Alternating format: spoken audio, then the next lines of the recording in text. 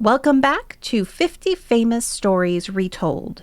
Today we'll read about a girl who rode out into a raging storm to reach lives no one else could.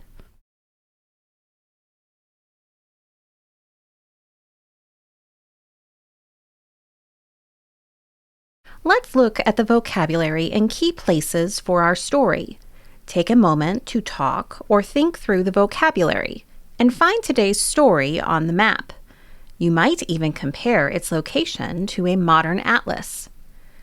If you have the lesson guide, now is a good time to pause, fill in the words you already know on the vocabulary page, and grab your blank map.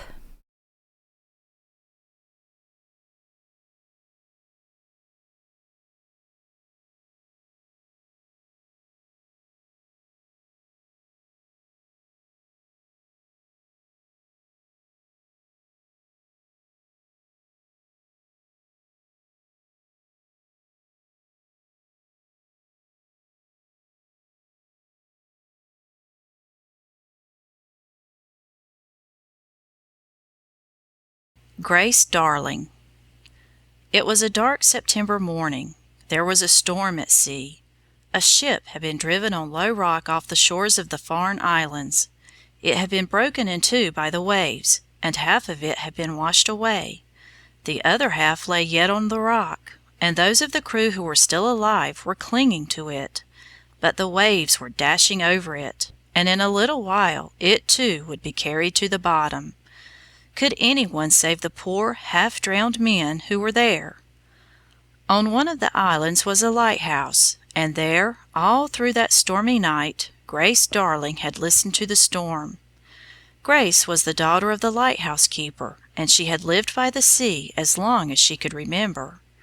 In the darkness of the night, above the noise of the winds and waves, she heard the screams and wild cries.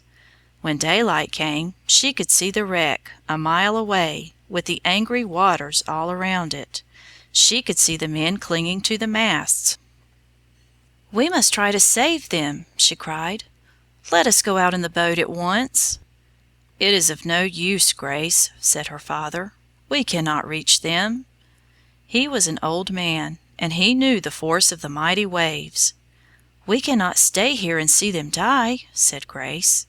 "We must at least try to save them." Her father could not say no. In a few minutes they were ready. They set off in the heavy lighthouse boat. Grace pulled one oar and her father the other, and they made straight toward the wreck. But it was hard rowing against such a sea, and it seemed as though they would never reach the place. At last they were close to the rock, and now they were in greater danger than before. The fierce waves broke against the boat, and it would have been dashed in pieces had it not been for the strength and skill of the brave girl. But after many trials, Grace's father climbed upon the wreck, while Grace herself held the boat. Then one by one the worn-out crew were helped on board. It was all that the girl could do to keep the frail boat from being drifted away, or broken upon the sharp edges of the rock. Then her father clambered back into his place. Strong hands grasped the oars, and by all were safe in the lighthouse. There Grace proved to be no less tender as a nurse than she had been brave as a sailor. She cared most kindly for the shipwrecked men until the storm had died away, and they were strong enough to go to their own homes. All this happened a long time ago, but the name of Grace Darling will never be forgotten. She lies buried now in a little churchyard by the sea, not far from her old home. Every year many people go there to see her grave, and there a monument has been placed in the honor of the brave girl. It is not a large monument, but it is one that speaks of the noble deed which made Grace Darling famous. It is a figure carved in the stone of a woman lying at rest, with a boat's oar held fast in her right hand.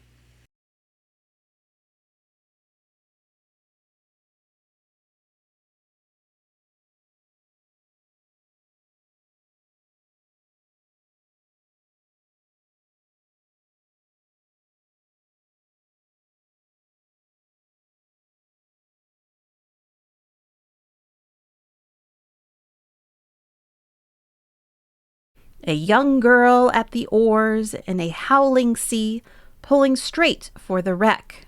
Real courage quite takes my breath away. We do the planning, the books come alive. Your child does the learning. See you next time.